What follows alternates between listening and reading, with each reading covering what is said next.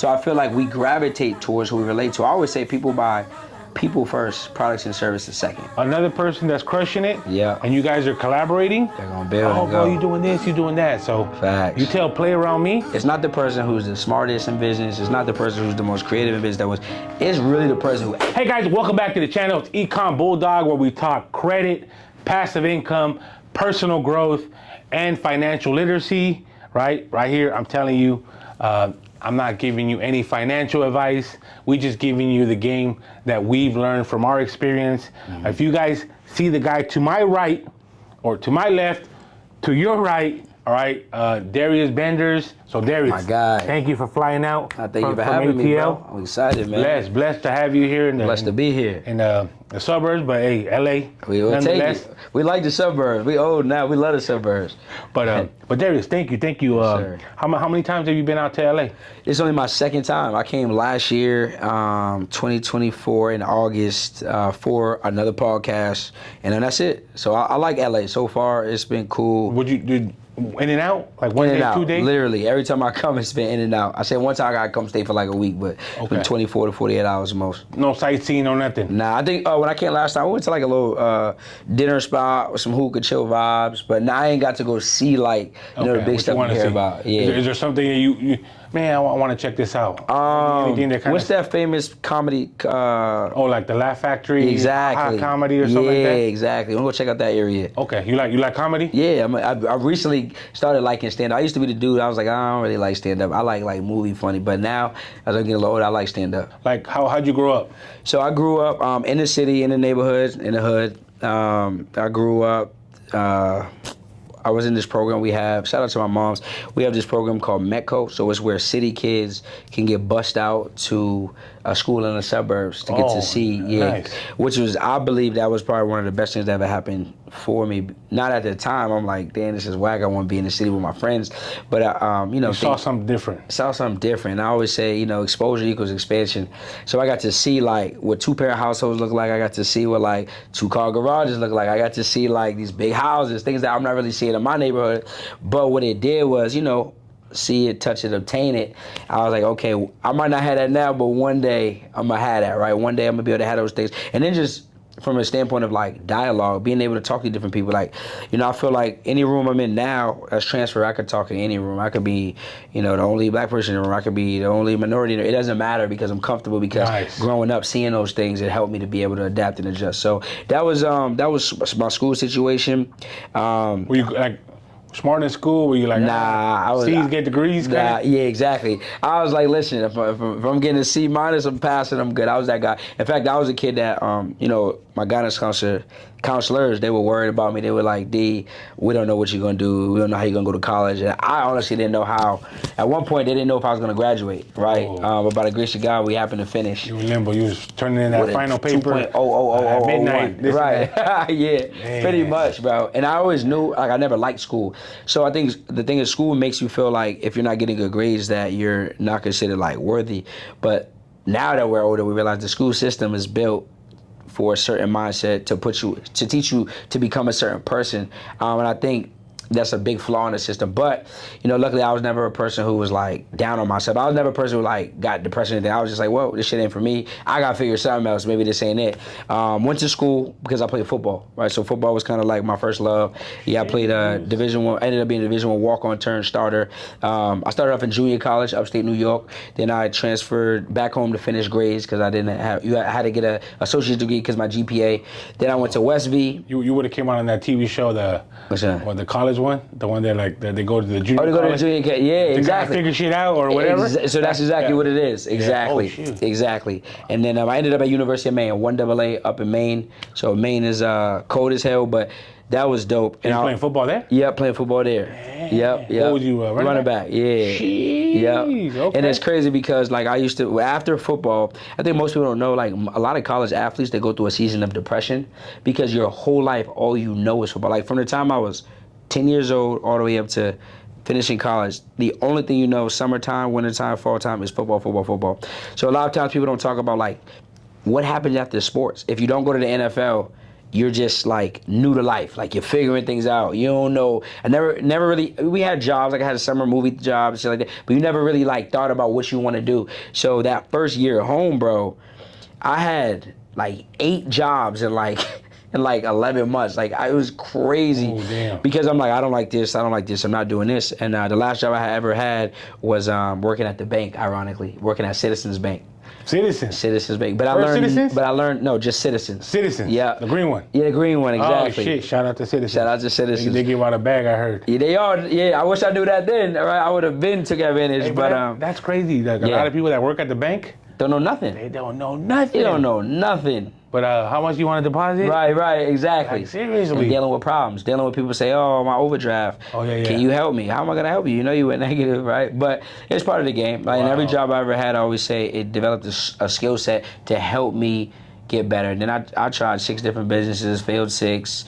Number 7 did decent, nightlife business. I was a promoter, party promoter. Oh shit! And I think a lot of people think party promotion is, they kind of look down on it, but I like to say networking. Party promotion is one of the best startup businesses you can start because you learn all core foundational skills. Networking, yes, building and cultivating relationships, but you gotta learn marketing. You gotta learn team development. You gotta learn leadership. You gotta learn sales. You're selling your club. You're selling bottles. Like you're selling all these things. So this right here was the first thing to where I got in this world. I'm like, this is easy. Why? Because we're in the online space. In nightlife, it's my money or your money.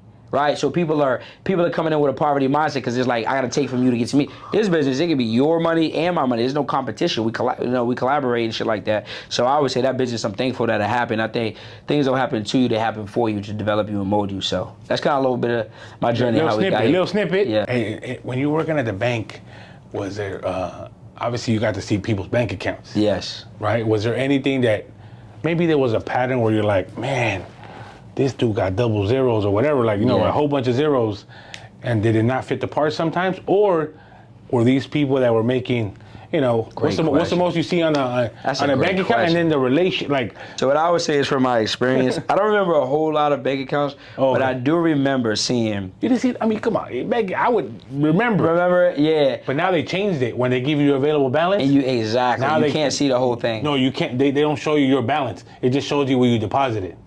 Got you. So like a B of A? Okay, got you. I'm over there with Chase and Navy, but I bank with BOA too, but I haven't noticed that. Because I remember the bank tellers now. Yeah. Every time I used to go in, they used to want to see, so they give it back to me, so they see the receipt. They looked at it, yeah, see what you get. Now they can't really. I remember just seeing like, bro, like people like in our neighborhoods, like we come in, we fly, like people we fly, but bank accounts wasn't bank account, and it was like. My branch was in the hood though. So it was right in the neighborhood where, So what you're saying, I was dealing with a lot of people saying. The bank's geographical location meant it's checking the cash, meant the pawn shop. Exactly, wow. Exactly. But one day. I'm gonna hit that. Yeah. One day they needed me to go out to another branch that was, in Quincy, Mass. And it was like, glass, it was like upscale, it was nice, and a lot more like different people, like Asians, Spanish, and I remember people coming through, I'm like, oh, these accounts look a little different, right? People moving different, people more quiet, different, they're just different type, and I remember being like, damn, this is crazy, and even the problems I was dealing with as a banker were different. It wasn't, yo, I got this overdraft, can you help me do this? It was like, no, I'm looking to put money into this, I'm looking to move money around, I'm looking to set up this account. So I remember seeing that and be like, okay, damn, like, your environment literally predicts how you think, because I wasn't exposed to this before. I was used to, oh damn, someone's coming in, they're gonna complain. That's the mindset I had because that was all I knew versus, no, I wanna open this account, I wanna deposit 20,000, I wanna deposit 15,000. Different conversation. So now I start saying, okay, shoot. And then I start getting curious, like, what is different outside of maybe, the neighborhood and the skin color? And then shit, it's like, it leaves that curiosity, like, well, I wanna know more because I wanna be like these people rather than being like the people on where my normal branch is, where I'm only seeing, not a lot of money or people complaining about why they went negative. So your last job was Citizen. That was my last job. Then you went to the nightlife? Yeah, then from there I had then you started the business, a different thing? Even while I was there. So before I was there, I had tried a drop shipping business. I tried a Facebook ad shout out to agency. drop shippers out there. I tried Shopify? solar. I tried all that, bro. Oh, shit. Yeah. So you was doing it, trying to figure it out. Trying to figure it out on your own, not knowing, not having no money, realizing you need funding, you need a coach, you need a direction. Did you ever make any money on Shopify? And I might have made like $2 one time. Hey, so like a weight homie, trainer. can you run it through, bro? Yeah. Just buy it from me, bro. Right, exactly. It probably was like my cousin. He tell me. But yeah, You was bro. selling, what was it called? Those things that were going back of your phone? No, we were selling the waist trainers, the women's stuff, because the method, what I heard was like women are the buyers, so sell like women's beauty supplies and stuff. So we were selling like the waist trainers and the thermo stuff and all that. So my product that hit on Shopify was it was a phone case and it had the devil horns and then it had the mirror in the back. Hard. Right? It's in And demand. I would target Cardi B, Beyonce. That was my, when I was running ads doing Shopify, and I was like hit. And my company was called Envy Phone Cases. Fire. Because when you would take our phone case, you'd be envious. Fire. But I told myself I could have been the next Casetify. Yeah. But I know nothing about credit. I was running everything off debit. Wow. So you weren't even leveraging credit at that time? Didn't know what the fuck credit You were was. just going off your cash. Cash. Crazy. And imagine if you knew what you knew now doing it. Oh, bro, I know, which we're about to get into, but... You know what's crazy, though, about you? Even, like, just, like, we only been chopping it up for, like, an hour. And when I say, like, everything is a learning lesson, like, even from how you brand here, how you brand, and we talking about the razor stuff, it's like, you learn that from your drop shipping or from your e-com. Yeah, I learned, like the power of branding, right? the way the funnel set up, branding got to match the product, stuff like that. That's fire. Yeah. Because you probably assume like everybody should know that stuff, but like even at like there's a lot of even like super high level entrepreneurs who don't understand the power of that and how that works. But I always say like every experience that we have, whether it worked, didn't work, or whether it was just a stop on our journey, it gives us a skill set to add to our tool. Gotta hit that right there. Damn, bro, he dropped it on you guys right there. And I feel like everyone's like tries to be like, maybe you want, hey, I like Darius, I want to be like him, right? And I feel like take a little bit of Darius, take a little bit of, me, if you rock with me, take a little bit of him, take a little bit of that guy, and then make your own. Yes. You know what I'm saying? Exactly. And I think one thing he said was like charisma. Yeah. Right? Absolutely. You can't buy charisma. Can't duplicate that if you ain't got it. You know what I mean? Yeah. So now, that's a big thing with you. Yeah, I think it's like finding you and your people who relate to you, because we can all do the same thing. We could all do econ, we could all do credit, we could all do funding, and a lot of people don't realize. They goes, well, how do I separate myself?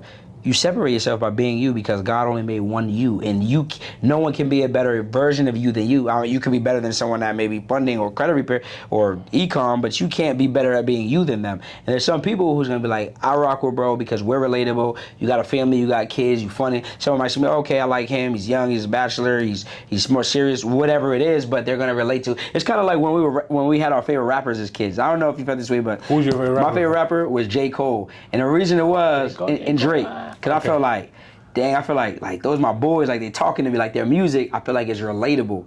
So I feel like we gravitate towards who we relate to. I always say people buy people first, products and services second. You gotta buy into you. You are the business, you are the brand. So I like that you said that, right? Take a little bit of who you aspire to be like, and now you form your own. And everybody move different, but I pick up on things. And if, entrepreneur, if Darius doing something, like I'm gonna implement what he's doing fast so I can fail. But obviously, proximity is key. Absolutely. Right? Proximity, that's big. And I feel like you and ATL, right? Like, like everyone says this, right? Iron sharpens iron. Facts. So if you hang around another person that's crushing it, and you guys are collaborating, they're going to build and go. Oh, bro, you doing this, you doing that. So facts. You play around me, I'm going to execute it faster. By the time he and he hit me back in ATL. It's already done. Play's already done, bro. Nah, for real. And I think people don't. That's a great point too. I think people don't understand. Like, it's not the person who's the smartest in business. It's not the person who's the most creative in business. It's really the person who executes the fastest and who knows. Like one thing you said is like twice today. I'm gonna hurry up and fail, because I understand that the faster I fail, the faster I get to it. But most humans don't understand that failing is a prerequisite to success. So they think of failing as a bad thing. You don't even know the way you're wired is why you're killing it. You know off rip, I'm about to go fail this thing real quick, but after I fail, I'm about to win. But most people never move. And we say 90% of success is just showing up, but they never gonna move, so they can't get there. I think a lot of entrepreneurs, Yeah. right? The ones that are like, oh yeah, they put that on their bio, Yeah. right? And It's true. they, you see that picture with that guy digging the cave? Yes. Right? Got And one then- more swing, will be over. Yep. And That's good. You know what I mean? And then there's the one on top who takes the swing and they get to their dream life. Yeah. But I think a lot of us, right? Because when I was doing Amazon, I was doing shop. I was taking that swing, and I was just it wasn't working. And I think what the real thing is I fell out of love with it. Copy. You know what I mean? Yeah, and eventually that does happen.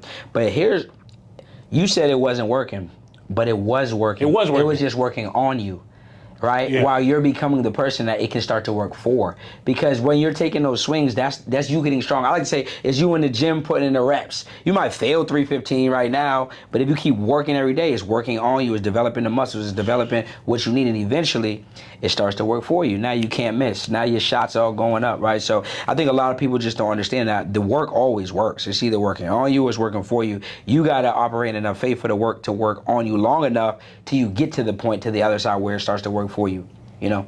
Oh, that's facts right there. And I think, I'm sure Darius can relate to this, it's cool to want to do the work Yeah.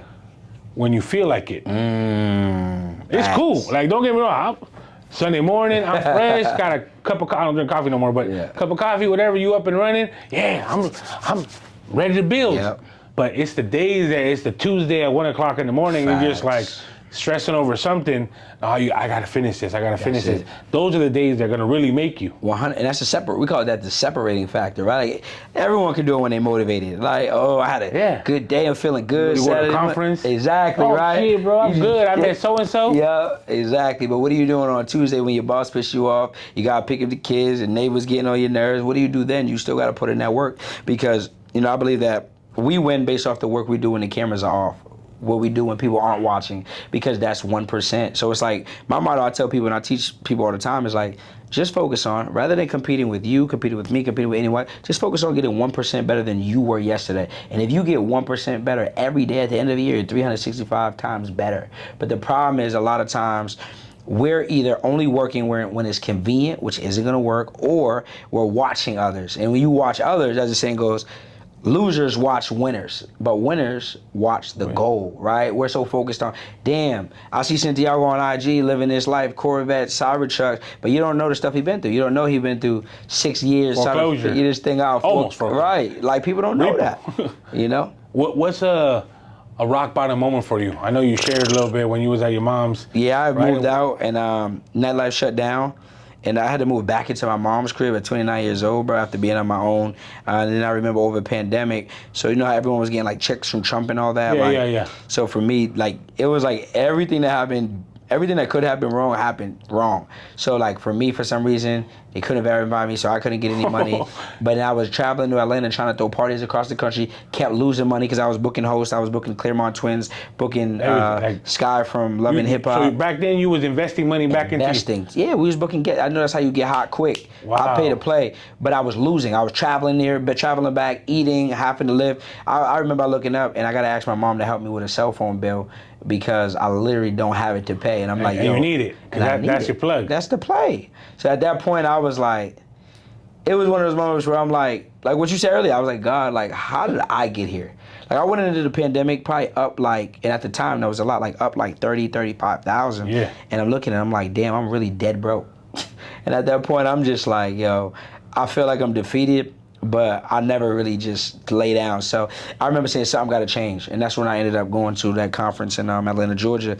And I didn't know anything about. Which one was the first one? Circle of CEOs. So that was the first one? That was the first one. Like, hey, you know what? And you saw an ad or something? Yes, exactly. Something? I see these people on IG, just crushing it, and you're like over here. I'm like, man, I gotta get in the room. But I'm doing this shit ain't working. Like, I gotta real talk. There's different levels of tickets. Yes. So we had to split the 2 for 1. They had a 2 for 1, and I couldn't afford my own ticket. But my cousin, he was hurting too.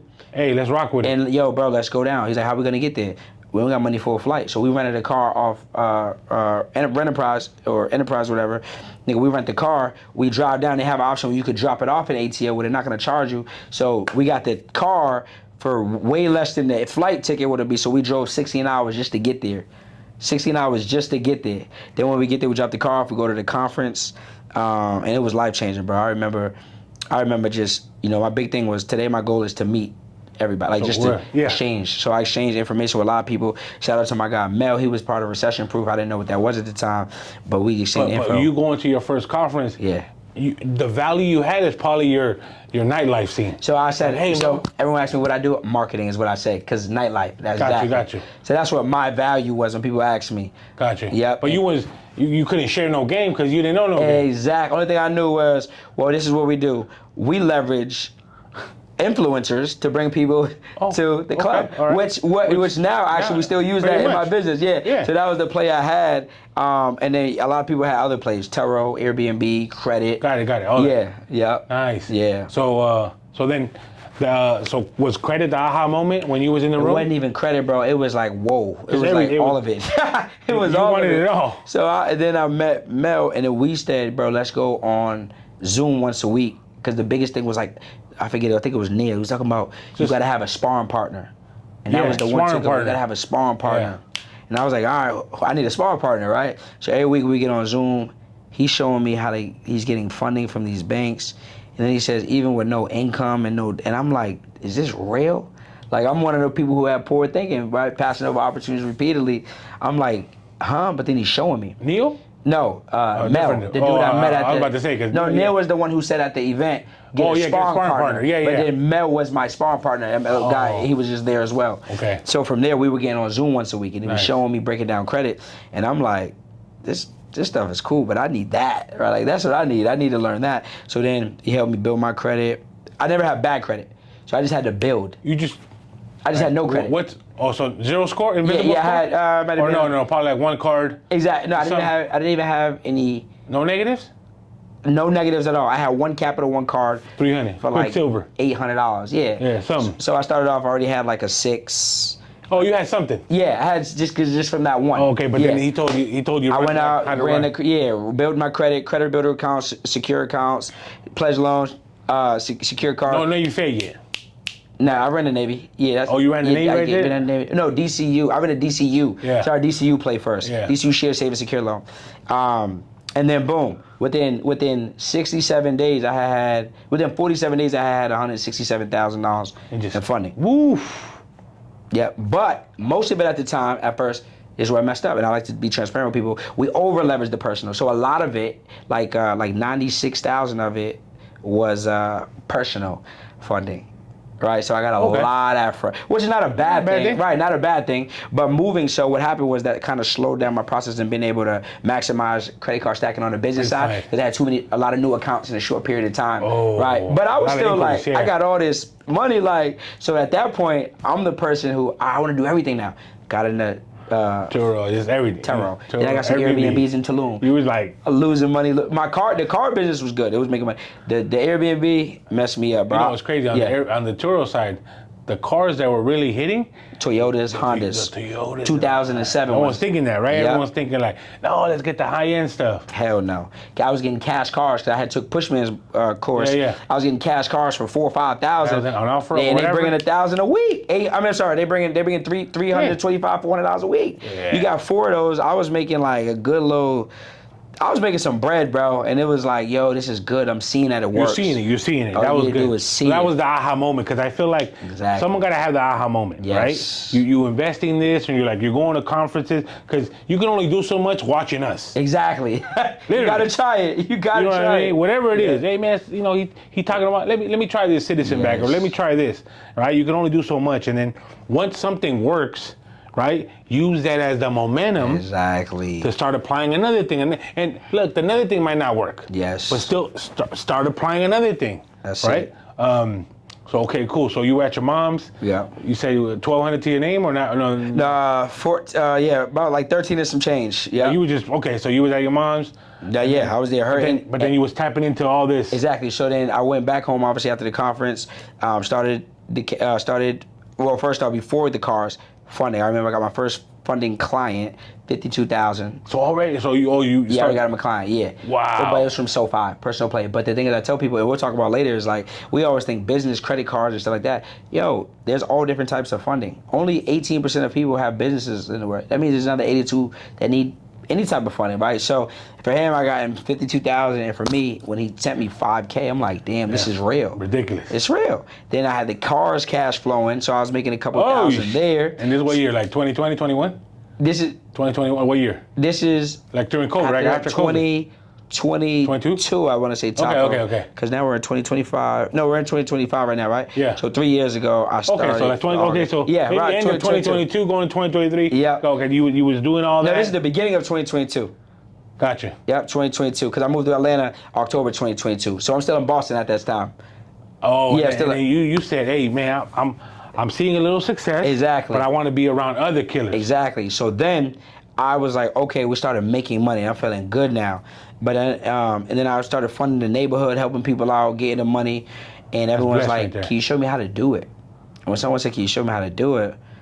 I had like a gatekeeper mind, like, "Show you how to do it?" Like, I don't know, because that was my mind. Me too. I'm just learning back this then, stuff. yeah. And then I'm online. I'm watching Runway Billionaire. Yeah. I'm seeing this dude. He's talking about packaging your information and selling it. So I'm like, all right, well, I got a lot of information now, right? Yeah. So I go see him, and I think I paid him in April. I want to say April. And when I pay him... Off of credit? Yeah, off credit. Because I had wanted to work with him a while before, but I couldn't afford him. Of course, It was a $10,000 offer. Yeah. And so I paid him in April. Yeah. He taught me through May and June, right? So he taught me how funnels work, low ticket systems, cool.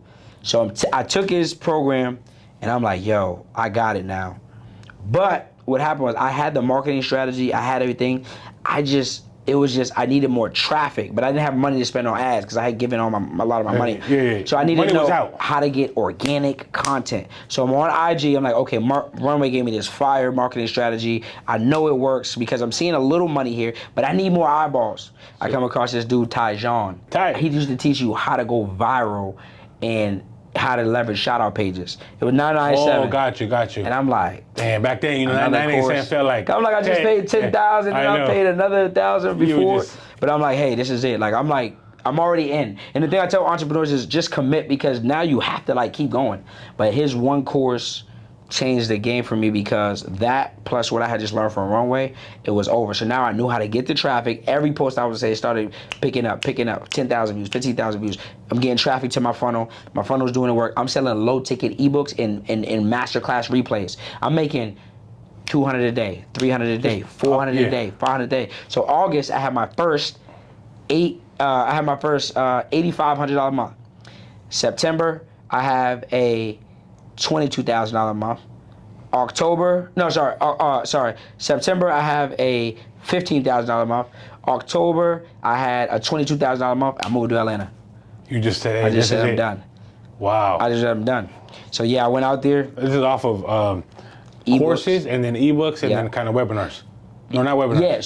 So we was doing it was masterclasses. Masterclass replays. Yeah, wow. It wasn't even courses yet. It was just masterclass replays. Like I would record PSECU class because that's the play I got money from. I do a DCU class. But now I have all these digital products that I package up, and now I have them in a funnel. So if someone come in, $27, grab my DCU masterclass replay where I just got 22,000 and 2 auto loans from DCU because that's what I did. Then PSECU, here's how I got 50,000 because I got the founder's card, plus back then they had the line of credit for 20,000. Now they took away the line of credit. They just have the loan. But $50,000 for PSU, 50K PSECU class. Then I had other classes, so I'll just have them all in the funnel.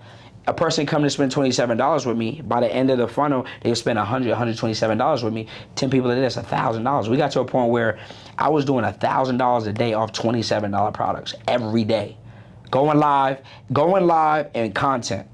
Doing those pointing videos, here's how to get this. Yeah, he exposed. Yeah, exactly. Shout out Sharif. Yeah, exactly. But, damn, okay. So now, I think, did you know going to ATO, that was going to make you uncomfortable more? Or you just wanted to get in the room with others? I just wanted to be around more of it because I see I seen it. And I once you see it, you can't unsee it. I seen the power of proximity.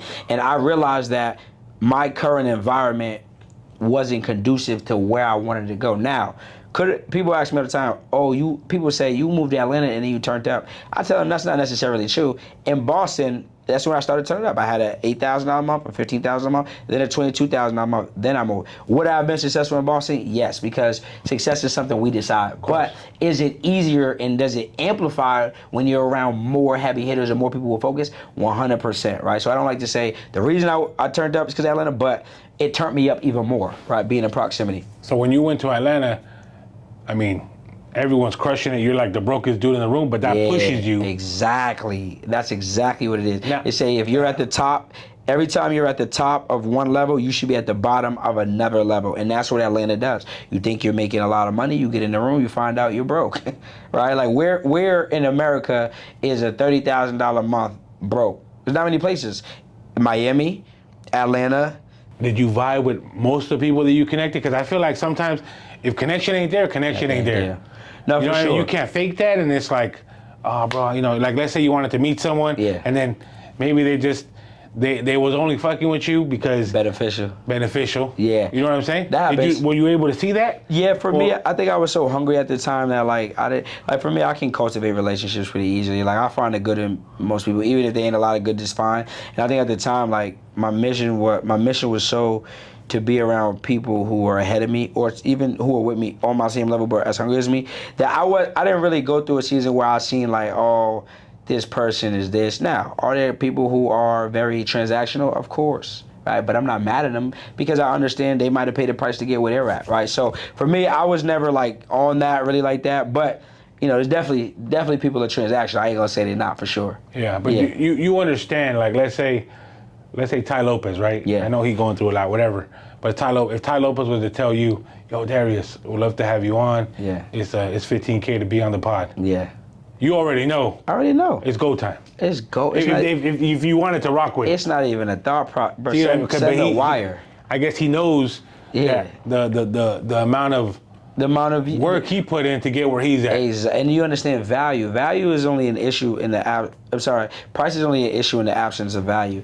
I think most of the times we grow up always thinking about the cost of everything, but what it does is it blocks us from understanding the value and the return on things, right? So like if Ty Lopez, 15K is a crackhead price for his platform because of what you're gonna get. So I think that, and I know it's easier said than done, but I think if people shifted their mindset from they're always thinking about cost first, and if they prioritize what is the value, what is the return first, then people will be in a lot better positions, right?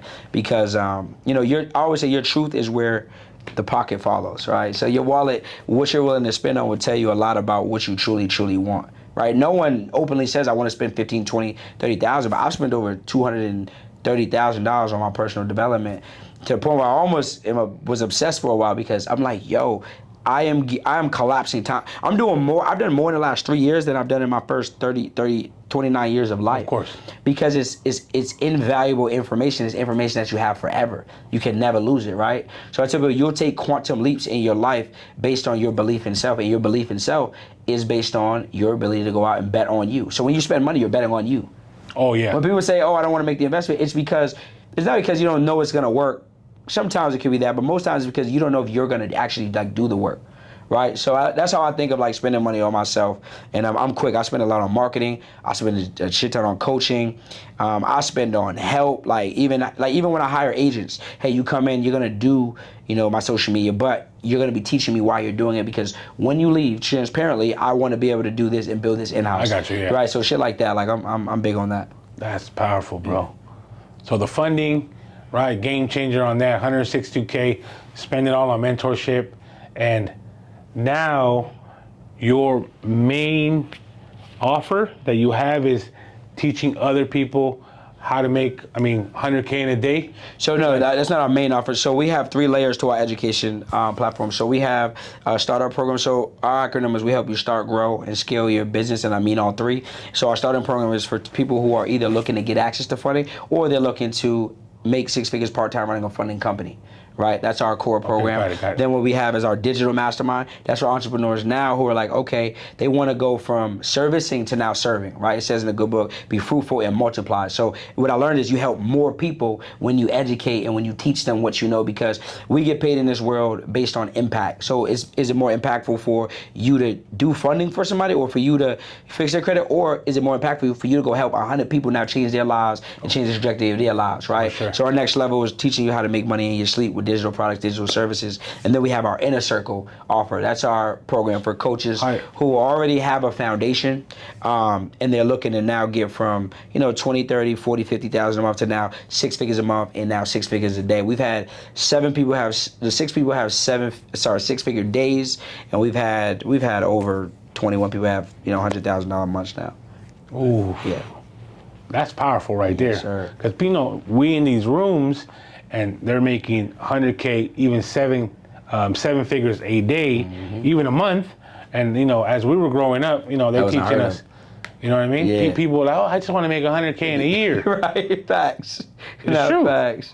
It's crazy, right? The way I tell people, your environment will dictate where you're gonna go. So true. I know what he said, something like, okay, had he stayed in Boston, the inner lion in him, he's gonna be successful regardless. Yeah. But I think by him going to ATL, he got there faster. Exactly. 100%. And I'm sure, I know without a doubt, you're still uncomfortable. Yes. I'm still uncomfortable. Absolutely. Like seriously. Gotta be. And I'm hungrier than ever. Exactly. Absolutely. Absolutely. What's one thing that you can share as far as like a funding play that someone can run with it and just put it to work? Absolutely. Something, just so For sure. It could be Citizen, SoFi, whatever you want to share that you feel like Absolutely. They can literally soak up. So this is how you all can, I want to give them some sauce. So anyone out there who you're looking to go get, let's say, 100,000, and your profile's in decent shape, obviously. Decent shape. Even if you got utilization issues, you can run this play if you got high utilization. So what I tell people is you want to think about always how do you create the most leverage, right? And when I think of leverage, obviously we're talking about OPM, but how do I even leverage institutes to put me in better positions with other institutes? So one of the plays we run is from a getting access to funding standpoint is, first thing I tell you to do is, instead of thinking going right in the business side, you want to think, how can I build bigger relationships to help me to when I'm going to apply and get higher limits, right? So first thing I tell you to do is start with a personal loan. All right. The reason you start with a personal loan, the reason why is because when it comes to building these relationships, you could go get, and we talk about no doc funding where you don't need documentation, but even then you want to have money sit in these accounts, right? So if you don't have the money, that's fine. We can go to a place like SoFi, Upgrade, Upstart, Avant, Prosper. What you can do is, most of these lenders have something called a pre-approval, which means you just punch in your name, number, email, address, and it will say view my offers. And then what you'll do from there is, even if you have utilization issues, they will typically give you something, right? Now, these plays typically 8 out of 10 times are going to require you to upload documents. So what I tell you is, put what your actual income is, all right? And the reason why is because, otherwise they're going to ask you for docs. And if you don't have the plug, then you're gonna have to upload that, right? So even if you only get 20,000, that's fine. Now what we do is we go get that pre-approval, we accept the offer. You're gonna get, the dope thing about these, they're gonna upload the money to your account within 24 hours, right? 48 max.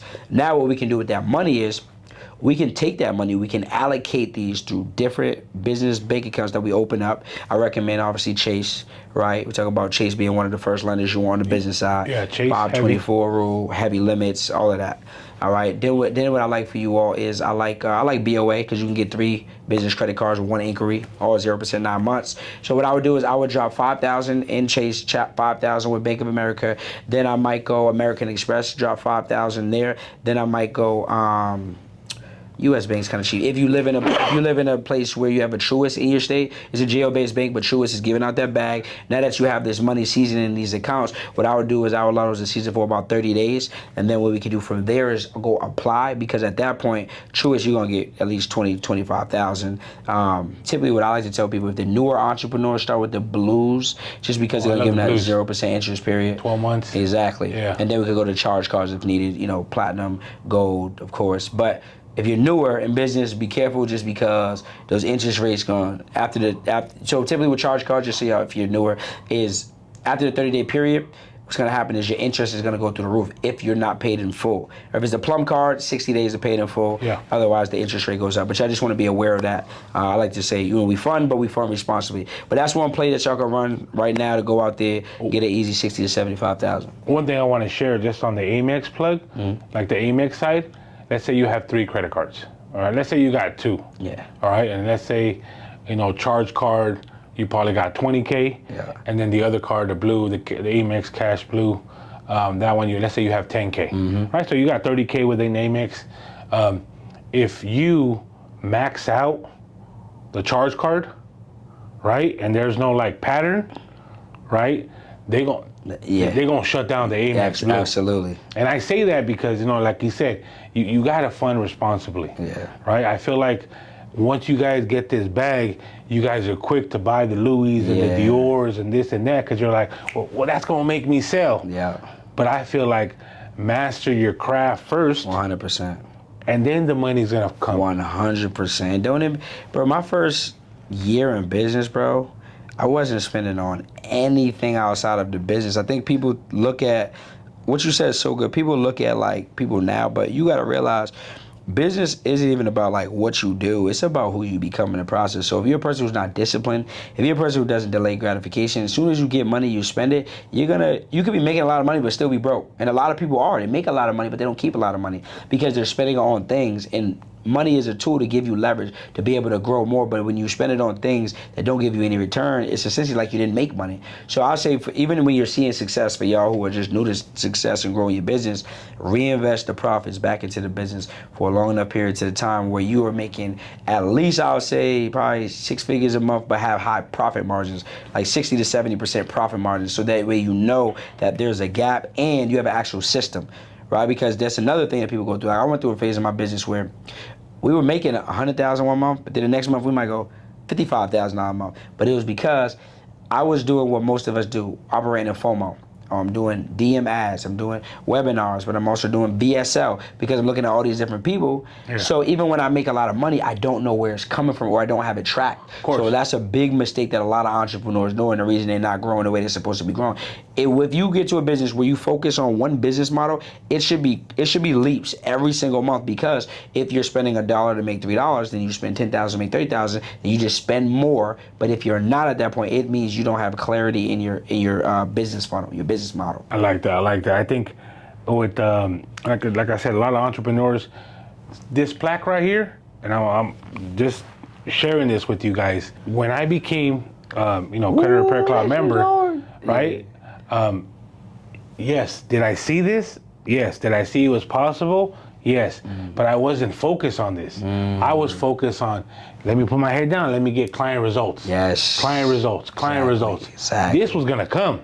That's it. Right? As I got closer to it, when I see the go high level numbers and we're like at 900K. And I'm like, okay, now it's starting to come more real. Yeah. Right? But I was putting my head down, getting clients results, because those clients, when they hit you with a referral, it's over. When I went to that Smart Credit conference, 3 people, I know 2 for sure, but I know another person mentioned your name, and it was a shout out to Ali and Sharif.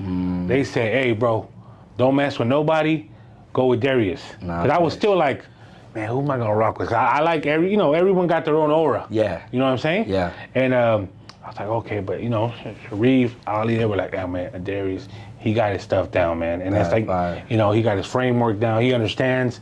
And I was like, okay, cool. And that's how we were already following each other. Yeah. You know what I mean? And I always wanted you to come into the pod and just, give the audience some game. No, I think that's dope that you said that too, because people see this plaque and they just think about like that million and they're like, damn, he did $1 million. But one thing you said is like way more important than the plaque, because the plaque is a result of caring about people.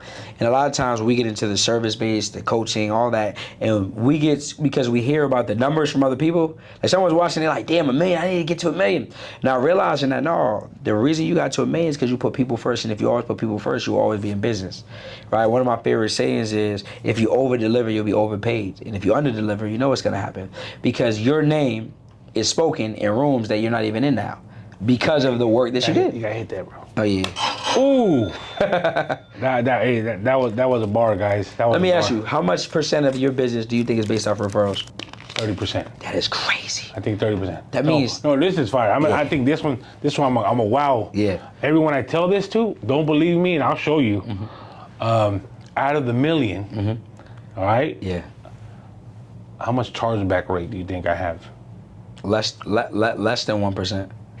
Less than 2%.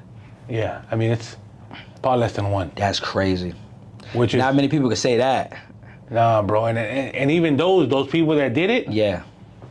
They shouldn't have because I got them something or whatever. Yeah. But whatever. But yeah, you're always gonna get a couple who are like just bad batches. I like to say. But that's I crazy. more pride myself on that than actually this. 100%. Because doing good business. You sleep good at night. I sleep good at night. I'm just trying to like, hey man, I got you. I got you into Navy Fed. I got you whatever. Yeah. You know. And even if we mess up, you know, if you a client and you're watching this, even if we mess up, because we're not perfect. Yeah, exactly. You know, credit repair it could take them 5 months. It could take you 8 months. Yep. It could take another person a year. Fact. Right?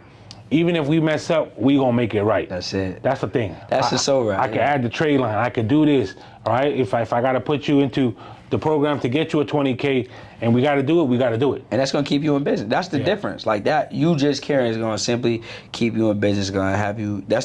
Someone looking to shop with 2 people. They might hear this you talk right now. They're like, I'm going with him because he cares.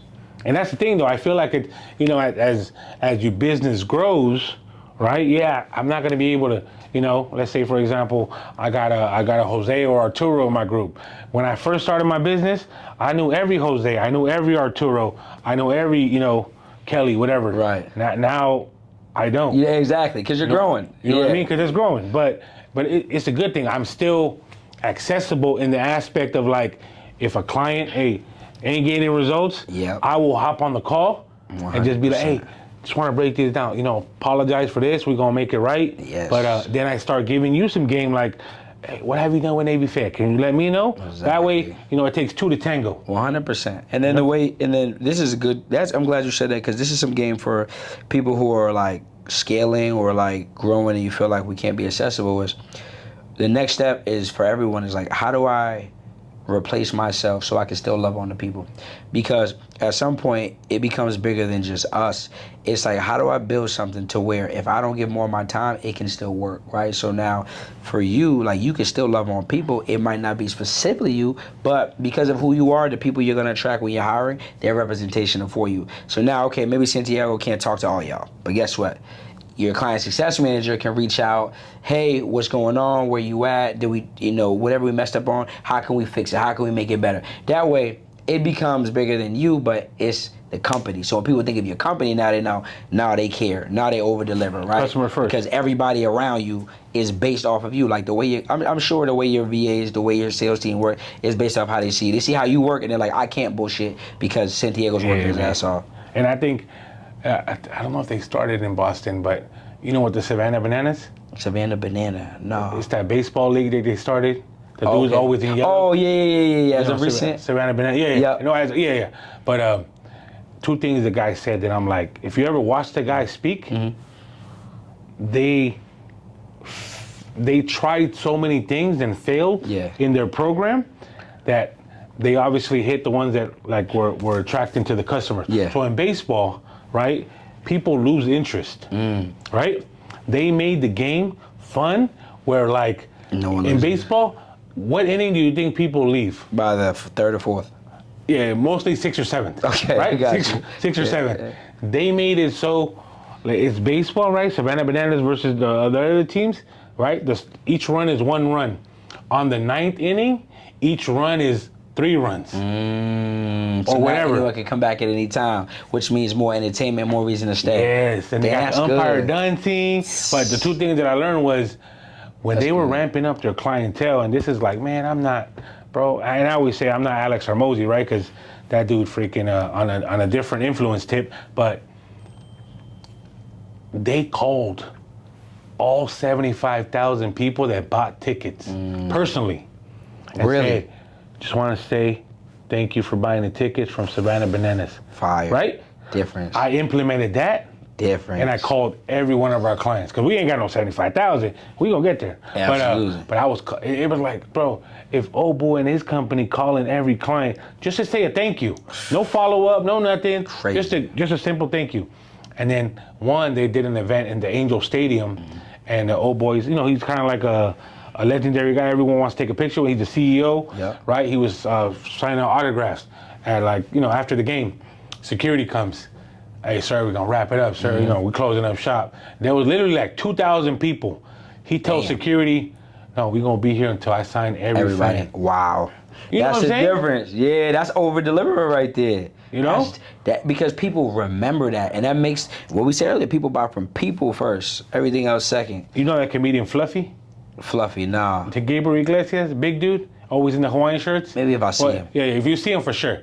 Well, me and my wife, we went to go see him at some Burbank comedy club, and I was, what is it called?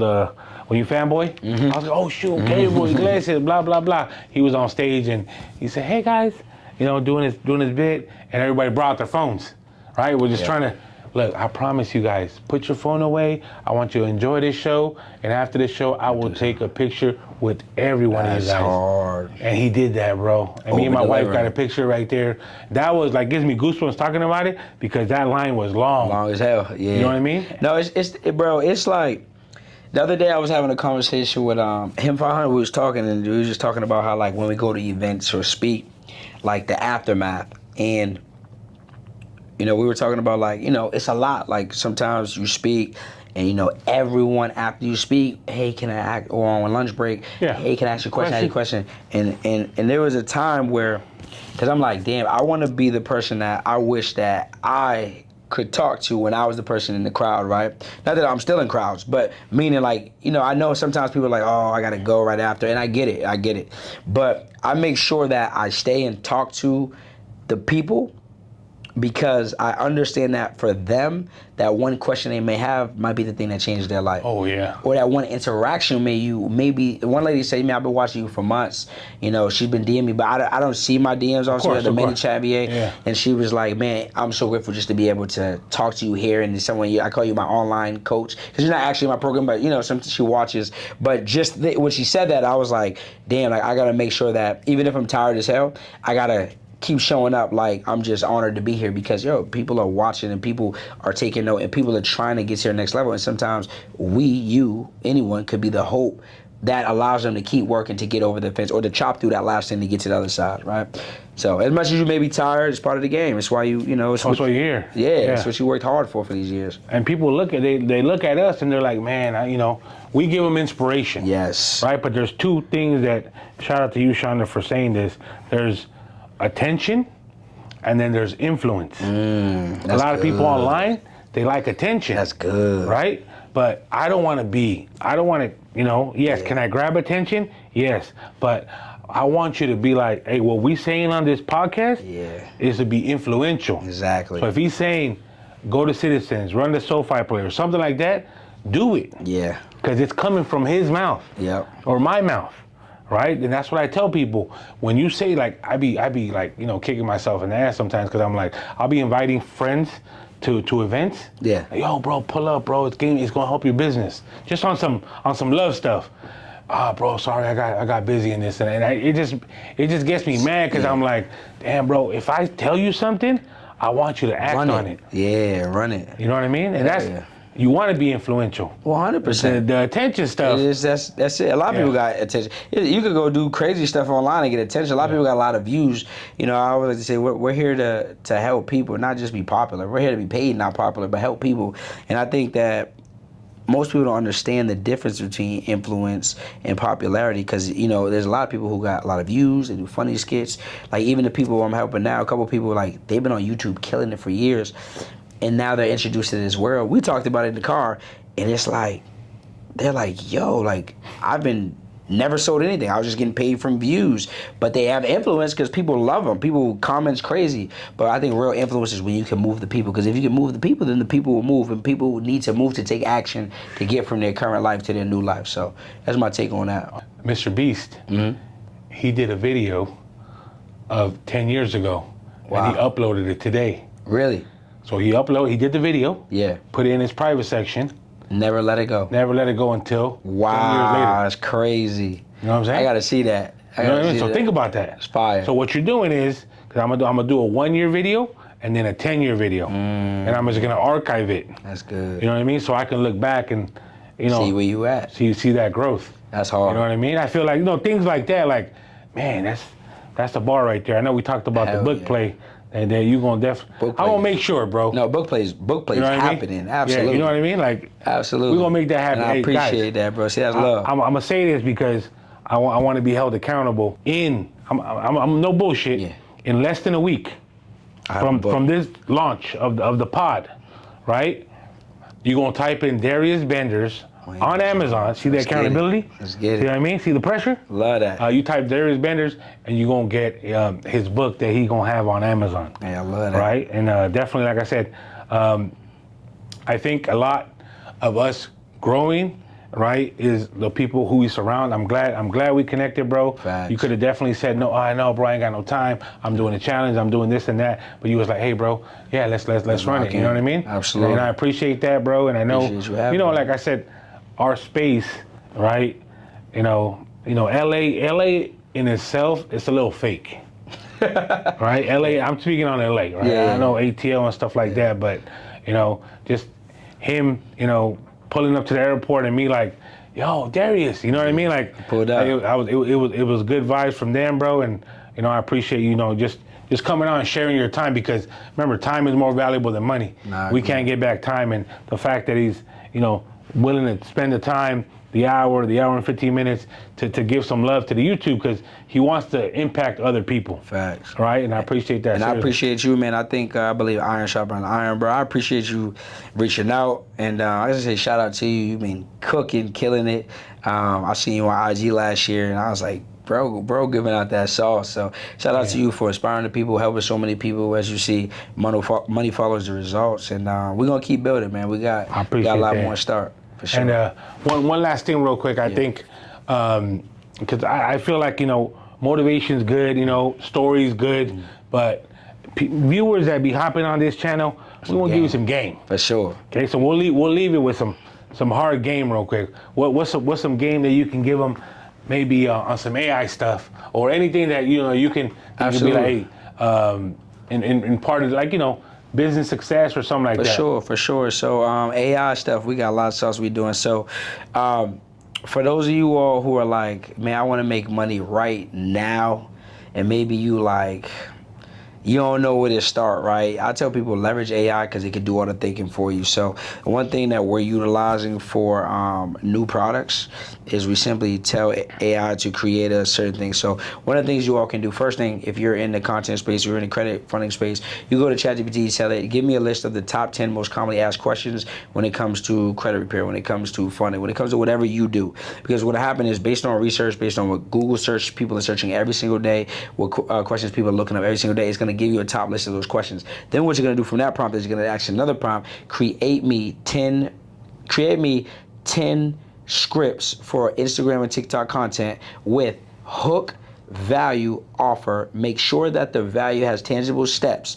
Now what it's going to do is, based off those 10, it's going to create you your whole scripts, and we tell it to give me in layman's terms so that you can shoot. I don't want you all thinking too much. I want you to literally shoot it right with your iPhone. It's going to give you the hook, the value, and the offer. So now what happens is, I like to say, if you ever been to church on a Sunday, right, you know, sometimes you'll go and you'll feel like, dang, the pastor's talking right to me. It's because they already know all the common objections. They know the things that people are going through. So now you'll be that person for the people who are looking for your service, your product, or your offer. Then what you're going to do from there is, if you don't have a product or a service or offer, you can tell ChatGPT, hey, based off of me giving my audience this, can you create me an ebook somewhere between 10 and 21 pages breaking down the 5 secrets to getting your credit in position based on getting access to $50,000 in funding. I want these topics within it, and it's going to give you all the scripts. Then from there, what you're going to do you can either go to Fiverr.com, type in ebook writer, and what they'll do is they'll format the prompt from there for an ebook. They'll ask you for your brand colors, your logo, your name, just like that. You got some digital products that you can package. You got some content to be able to get them there, and then you're gonna make your money not just on your feet but in your sleep. Oof. Guys, we're taught from high school, even college, to be a consumer.